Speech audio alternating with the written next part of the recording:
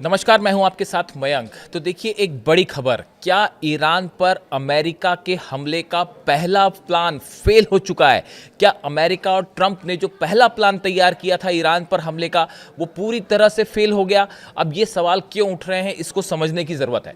देखिए बड़े सारे एक्सपर्ट्स इस तरह की राय जता रहे हैं कि अमेरिका ने ईरान पर अटैक का जो पहला प्लान तैयार किया था वो पूरी तरह से डिरेल हो गया है, और वो पहला मिशन जो था, पहला अटैक का फर्स्ट प्लान था, वो बिल्कुल उस तरह से नहीं हो पाया जैसा अमेरिका ने प्लान किया था। अब देखिए इसको समझने की ज़रूरत है कि ऐसी बात क्यों कही जा रही है। आप देखिए पिछले कई दिनों से डोनाल्ड ट्रंप ये कह रहे हैं कि हम मदद भेज रहे हैं, हम हमला कर देंगे, लेकिन ये हमले नहीं हो पाए। इसकी क्या वजह है? पहली बात जो इसमें सबसे पहला पॉइंट है वो समझिए।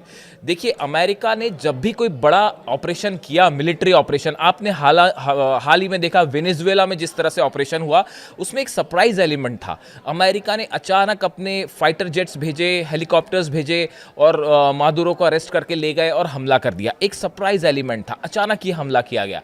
जब अमेरिका ने हमला किया था ईरान पर, देखिए पिछली बार जो 12 दिन की जंग थी, ईरान और इजराइल के बीच में जंग चल रही थी, इसी बीच अचानक अमेरिका के B-2 बॉम्बर्स फ्लाई करते हैं अमेरिका से, और ईरान के तीनों परमाणु ठिकानों पर, इस्फहान, नतांज और फोर्दो पर उन्होंने बमबारी करी और तुरंत वापस चले गए। एक सरप्राइज एलिमेंट था, यानी सामने वाला जो पक्ष है उसको बिना जानकारी के अचानक से ये हमला किया, ये सरप्राइज एलिमेंट होता है। अमेरिका जब भी कोई हमला करता है और वो सक्सेसफुल होता है, जब बड़ा हमला, तो उसमें एक सरप्राइज एलिमेंट ज़रूर होता है। लेकिन इस बार देखिए क्या हुआ।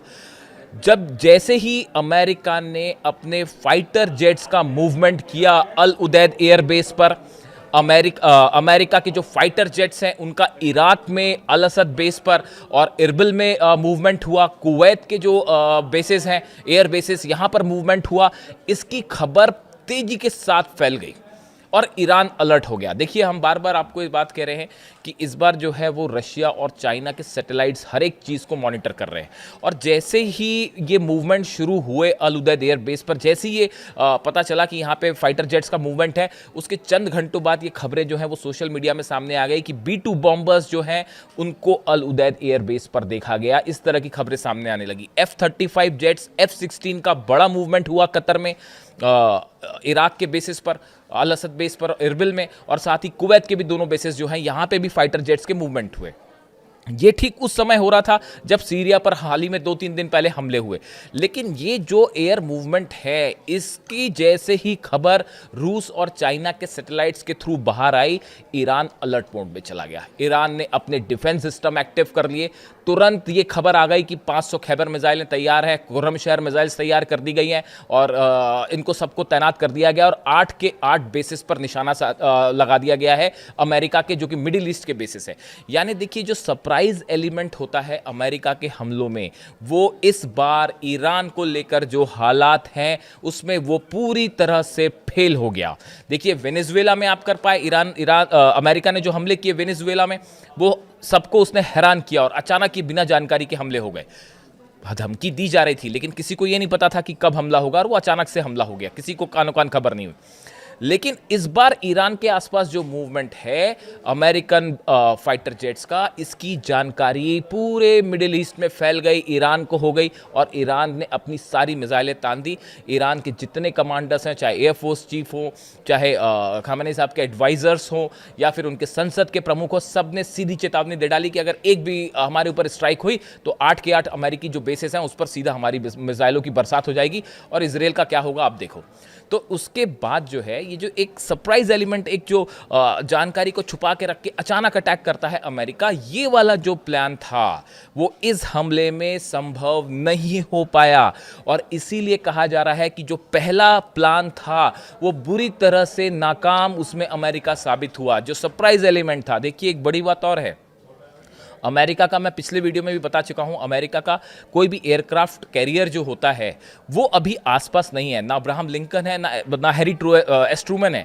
ये दोनों एयरक्राफ्ट कैरियर पिछली बार जो है वो मिडल ईस्ट के आसपास थे जब हमले किए थे अमेरिका ने ईरान पे, कि अगर हालात बिगड़े तो ये मदद कर पाएँ, लेकिन ये अभी आसपास नहीं है। इसलिए अमेरिका पूरी तरह से अपने फाइटर जेट्स पे ही डिपेंडेंट है कि इससे हमले हों या फिर जहाज़ से जो है समंदर से हमले हों, चाहे वो फारस की खाड़ी में हो या ओमान की खाड़ी से हमले हों या अरब सागर से हमले हों।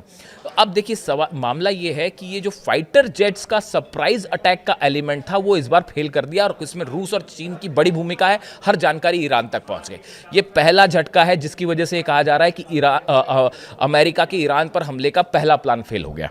अब देखिए दूसरी, क्यों ये प्लान पहला फेल क्यों कहा जा रहा है, इसकी दूसरी वजह देखिए, ऐसी सोर्सेज से ऐसी जानकारी है कि सऊदी अरब ने और यूएई ने और तुर्की ने भी, तीनों देशों ने अमेरिका को ये सलाह दी है कि ईरान पर हमला मत कीजिएगा, बातचीत से मामले को हल कीजिएगा। देखिए बड़ी खबर है, अमेरिका के बेसेस हैं, सबसे बड़ा बेस जो है वो कतर में ही है, अल उदैद एयर बेस। लेकिन उसके बावजूद देखिए यहाँ पे जो देश में जो अरब कंट्रीज़ हैं, ये कोई इस समय ये नहीं चाहता कि ईरान के साथ जंग हो। इसकी सबकी अपनी अपनी वजह है। देखिए अगर सऊदी की बात करें, सऊदी इस बात को अच्छे से समझ रहा है कि ज़्यादा इम्पॉर्टेंट चीज़ इस समय बिजनेस है। आगे जो प्लान उन्होंने 2030 का जो प्लान तैयार किया है सऊदी ने और क्राउन प्रिंस ने कि इकोनॉमिक डेवलपमेंट होना चाहिए, रोजगार होने चाहिए, ऑयल बिजनेस होना चाहिए, ये पूरा का पूरा बुरी तरह से ध्वस्त हो जाएगा अगर अमेरिका और ईरान की जंग होती है तो सऊदी ने अमेरिका के साथ है, भले अमेरिका के एयरबेस हो और सपोर्ट करते हो अरब कंट्रीज़ अमेरिका को, लेकिन एडवाइस यही की है कि भाई ईरान से आप अभी जंग मत करिए, ईरान पर हमला मत करिए। ऐसी जानकारियां हैं कि सऊदी ने भी ये कहा है, यूएई की तरफ से भी ये कहा गया, अल्दाफरा बेस है वहाँ पे, और यूएई में भी बड़ा मूवमेंट है अमेरिकन फोर्सेस का, लेकिन उसके बावजूद यूएई ने ये सलाह दी है हमला मत करिएगा। और तुर्की ने तो साफ तौर पर कह दिया है कि किसी सूरत पे ईरान पे हमला नहीं होना चाहिए। यानी देखिए कई सारे एलाइज जो अरब कंट्रीज़ के हैं अमेरिका के, वो ये नहीं चाहते कि ईरान पर हमला किया जाए। अगर ईरान पर हमला होता है तो ये जंग पूरे मिडिल ईस्ट को जलाकर रख देगी और बहुत बड़े स्केल पर ये जंग होगी। ऐसा नहीं होगा कि ये सिर्फ अमेरिका और पिछली बार की तरह बॉम्बर्स आए, 3 न्यूक्लियर साइट्स पर हमला किया और वापस लौट गए, ऐसा कतई नहीं होगा। अरब देश भी एडवाइस कर रहे हैं ट्रंप को, हमला मत करिए। अब जो तीसरी बात देखिए, रशिया और चाइना, पिछली बार जब हमले हुए थे तो रशिया और चाइना कुछ ज़्यादा खास मदद नहीं कर पाए ईरान की, लेकिन आपने देखा पिछले 24 घंटे के ही बयान देख लीजिए, पुतिन ने साफ कह दिया, मैंने पिछले वीडियो में भी आपको बताया था कि कैसे ईरान के बॉर्डर पर जब ये खबरें आई कि अमेरिकी जेट्स आ सकते हैं और ज़बरदस्त टेंशन देखने को मिला, उसके बाद पुतिन की तरफ से साफ मैसेज आ गया है अमेरिका को, ट्रंप को, कि अब हद में रहिए, हमला करने की सोचिएगा भी मत, वरना मामला बिगड़ जाएगा। सीधी चेतावनी। यानी रशिया इन्वॉल्व हो सकता है, खासकर वेनेजुएला के बाद, और चाइना की तरफ से भी, जिस तरह से ट्रंप ने कहा कि ईरान से व्यापार करने वाले देशों पर 25% टैरिफ लगेगा, उसके बाद चाइना इज ऑल्सो फ्यूरियस, वो भी गुस्से में है और उसने भी साफ ये संदेश दे दिया है कि किसी सूरत में ईरान पर हमला नहीं होना चाहिए, हम ईरान के साथ खड़े हैं। यानी देखिए अब बात सिर्फ ईरान की नहीं है, रूस और चाइना दोनों को सीधा चैलेंज किया है डोनाल्ड ट्रंप ने वेनेजुएला में, और उसके बाद अब ग्रीनलैंड को भी लेकर जो है वो नेटो वर्सेस पुतिन एकदम साफ साफ है, और पुतिन ने साफ कह दिया कि अगर नेटो कंट्रीज अमेरिका को सपोर्ट कर रही हैं ग्रीनलैंड के मामले में, तो आप समझिए कि फिर यूरोप को कोई नहीं बचा सकता। तो ये मामला सिर्फ ईरान और अमेरिका के बीच तक का नहीं है, अब रशिया और चाइना के लिए ईरान एक प्रेस्टीज इशू बन गया है कि हर हालत में ईरान की रक्षा की जाए।